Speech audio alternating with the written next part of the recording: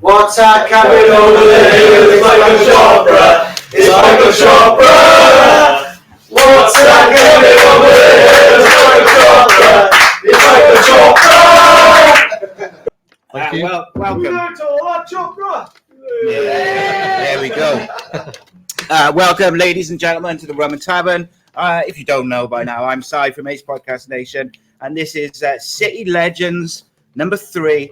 And I'm delighted, thrilled, very excited to be joined by former Cardiff City striker and indeed Cardiff City legend, Mr. Michael Chopra.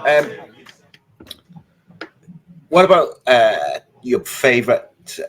We said about the favourite playing partner, but with Cardiff, who did you like to have behind you and, you know, on the wings? Like, who was your sort of preference in terms of the midfield sat behind you? And I think I'll talk about the strikers of Cardiff. I've always liked to play with a big man with me. You look at the first season when I came, I had Steve Thompson. He was brilliant. Just worked so hard. He took all the knocks from me and everything, and I was there to pick up the pieces and score the goals. And the same with Jay as well, winning so many flick-ons and stuff like that.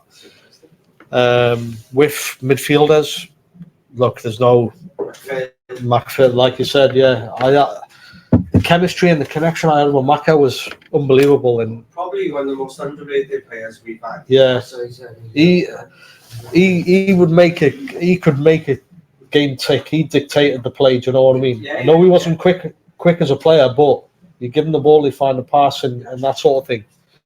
Yeah. So I think, look, you look at Maka, and then obviously when Witts came into the middle, similar passing range as Maka. So you know that you make a run, they're going to find you. And once you've done that, it's the easiest job.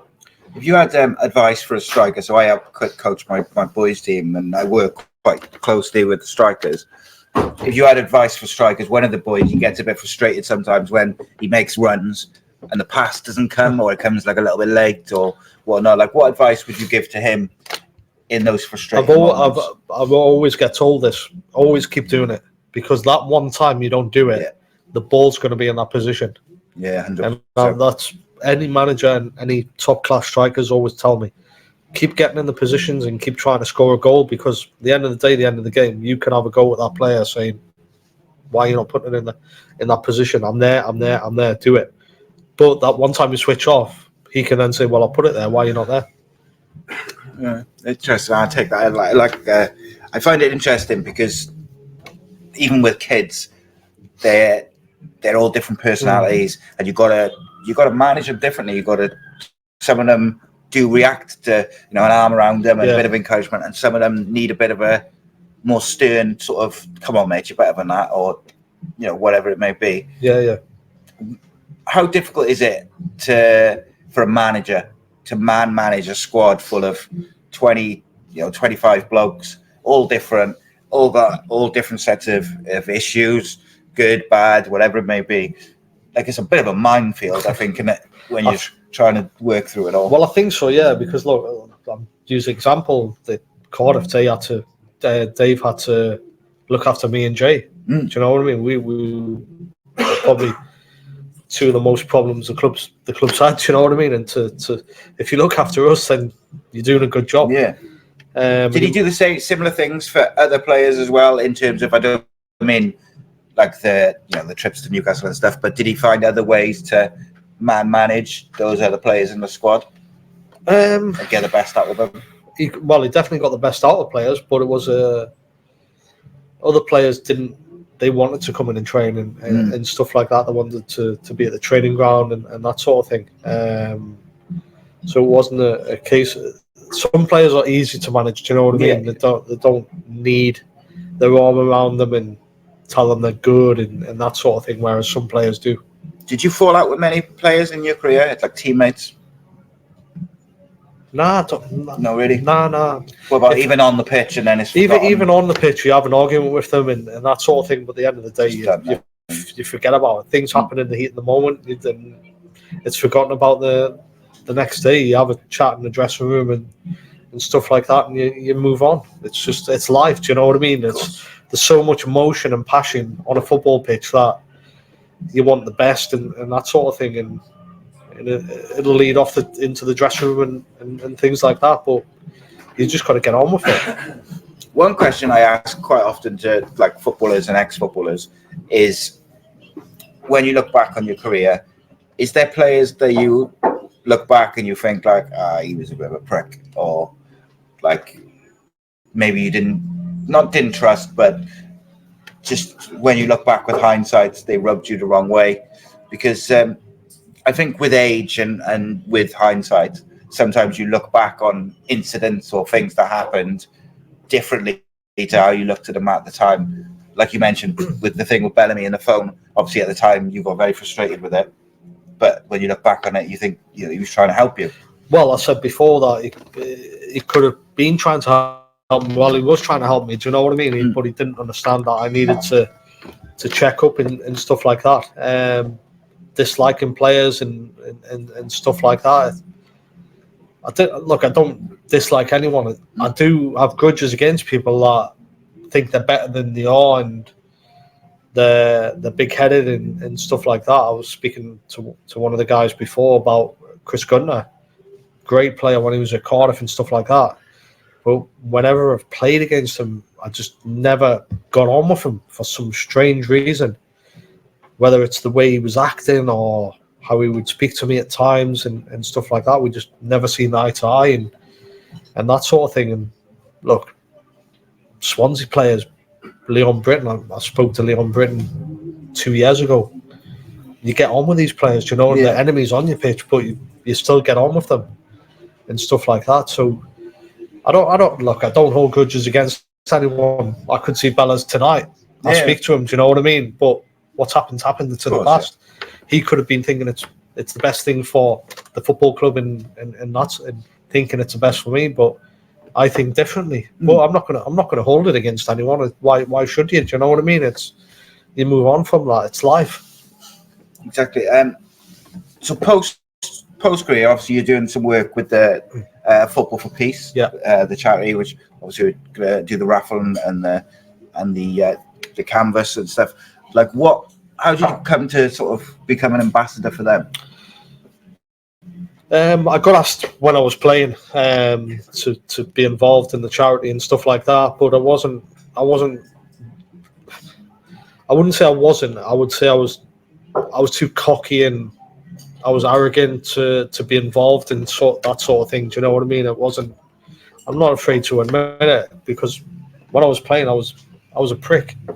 Do you know what I mean? I was a dickhead. Do you know what I mean? I thought I was bigger and better than everyone.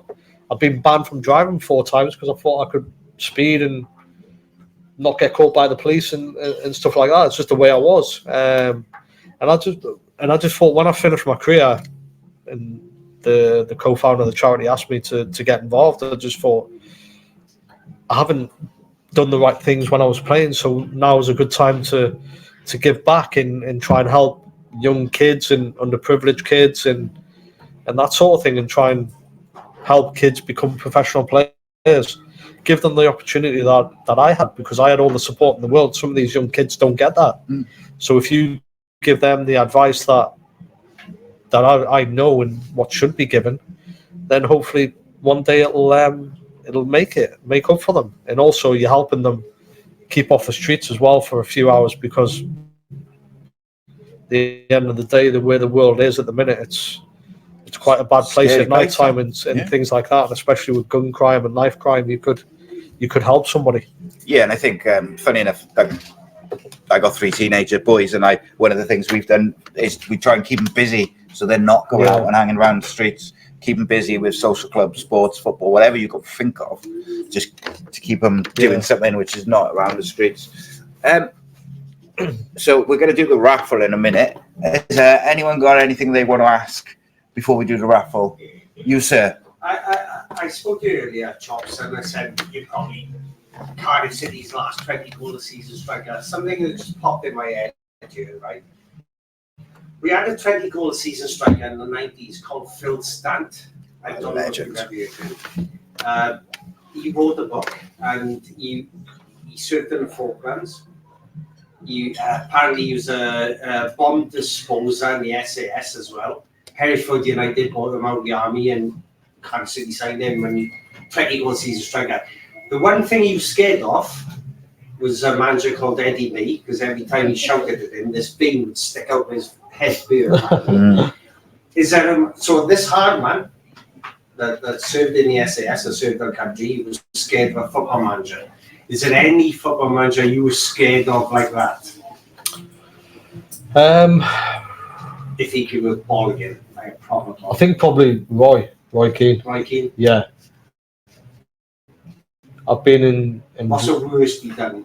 I don't want to hear the words, but like really a proper goal did he? Well, we were getting beat off Northampton 2-1 at half time. Northampton? Yeah, I was on the bench, so it wasn't my fault.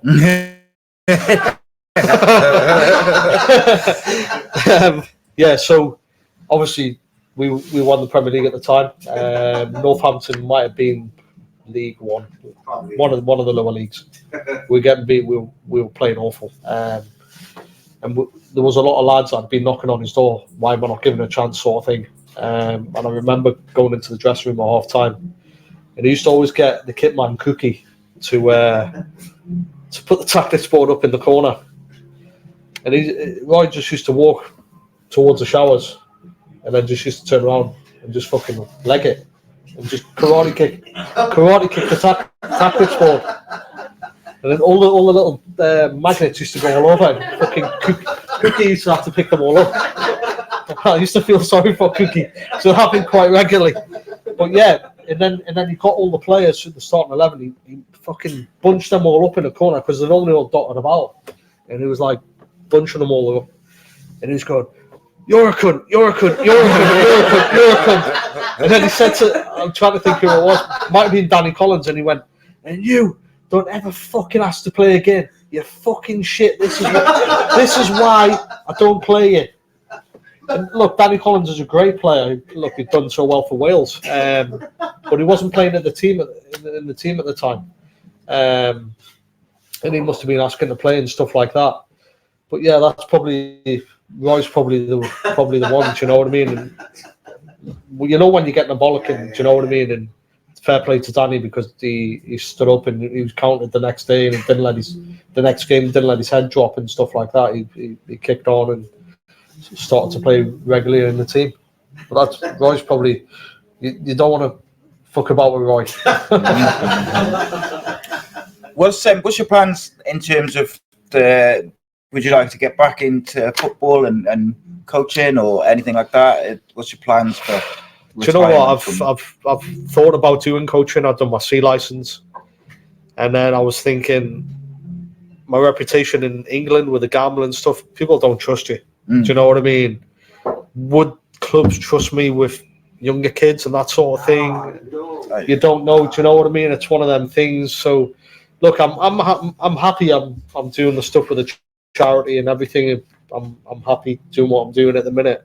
Come to Wales and you can coach anywhere. Yeah. Legend. See what happens. Do you know what I mean? In the next few years, and I'll take it from Come there. back at Cardiff. Look, Strikers. I love the football club. Do you know what I mean? I'd love to do something with the football club, if it's an ambassador role or going into the community and speaking to kids and being around, going to schools and stuff like that. If I ever did move back to the UK, I'd love to do that because, like I've always said, I love coming to Cardiff. It's like my second home. I think that would be a good thing as well if you could go to high schools and speak to kids about the dangers of gambling, because I do think it gets glossed over. Like you'll have talks in school and stuff about drinking, drugs, cigarettes, sex, but gambling will get glossed over, and gambling can like, destroy your life in 6 months. Like really, if you get addicted and you go down that rabbit hole, and you haven't got people around you to pull you out, it can happen very quickly. Yeah, and I think particularly teenagers. You've spoken about Dave Jones as a man manager. You've spoken about Roy Keane as a hard ass. Michael Chopra as a manager. Who would you be? I'd probably be like Dave. Yeah. I don't think I've got it in me to be like Roy and be as hard. Do you know what I mean? I've never been like that as a player, so I don't think that would be me as a manager. I think we all be like that, wouldn't we? If we had a couple of rogues in the squad in work, and as long as they were giving everything in work, doesn't matter if you're working in a factory or football, exactly, or, roof, carpenter, whatever. What is it about Cardiff? Because there's so many explainers have said they love the club, they love the place. No, I don't do any other players say about any other clubs. But it's the local Cardiff. What's special for us? I don't know what it is with other players, but with me, I just think Cardiff fans are like Geordies. They go to work 9 till 5 midweek. They go watch a football team and support the football team. And I think as Cardiff fans, whatever happens midweek will determine what happens on a football pitch at the weekend. If the football team's playing well, work's going to be good during the week. Do you know what I mean? That's how I see it. And the support they give me is unbelievable. Do you know what I mean? I don't know if that's just because I scored a lot of goals. If I'd done shit, I wouldn't have got the support. But no, look, I got on so well with them. Do you know what I mean? You know that by how many times I came back to the club. I didn't have to come back. I could have went elsewhere, but I'll always come back to Cardiff because I had the really good, strong connection with the fans. I can remember you warming up for Ipswich as a substitute in front of the Grange end. And the fans were singing a song to you. Yeah. He better on I was laughing, better on and you were loving it. You were clapping them. And That's how fond you are with it, man. I think, was it 2-2 that game, or did we win? I think I scored that game. I can't remember the score. I think I scored that game. I remember that because everyone comes back and holds us. Yeah, every do you know what? I remember that game because I was actually in Sport and Transfer Clinic getting treatment for the gambling addiction, and I came out there to play a game. So Monday to Friday I was in there. Saturday I come out and play on the weekend and then go back in. And I remember driving from Plymouth to Cardiff on the Saturday morning to play in that game. Yeah. So you were in Sporting Trans, and you weren't training and then playing on the Saturday? No, I wasn't training. I was just playing at the weekend. It's mad, that is, really. It goes back to natural ability, mate. Yeah. I know I don't want to repeat the point, but like for a professional footballer to be able to not train all week and be getting treatment and stuff, to have the mental strength and the natural ability to then still perform at a level that is not just all right, he's a good footballer, but like to keep scoring, I think it's commendable and quite mental, to be honest. No, it's like, look, I've always said to you, I remember I used to have a joke with Alex Armstrong, the fitness coach. I used to pretend that I had a switch on my leg. I used to tap my leg, switch it on, sort of thing. Do you know what I mean? Just before I used to go on the pitch. It was just laughing, a joke we had. Do you know what I mean? That sort of thing. But yeah, it's all about in the head, really. Do you know what I mean? Yeah. One question I did have is when you look back on your career, I wanted to know which opponent would talk the most during a game, like whether to try and distract you or like just constantly chatting. You wouldn't. It's hard to say. It's hard to say which opponent, but you get some defenders that are annoying. They'll try and put you off. They'll nip the back of your arm. Do you know what I mean? Just like pinching. When you're just standing there like that, they'll pinch it, and obviously it's just a natural instinct just to do that. People like that, but obviously you get close to some centre backs and you'll have a chat during the game and stuff like that. But it's hard to really put it. I'd find it difficult if I was a striker, like not to be like if you put it through their legs or you score, and just be like, see you later. I just would find it difficult, but maybe that's just me. No, I appreciate all of you for coming. Appreciate you all for taking part and getting involved. We will be, there's more City Legends events coming soon, but I want to focus tonight on Mr. Michael Chopra. Thank you very much for coming.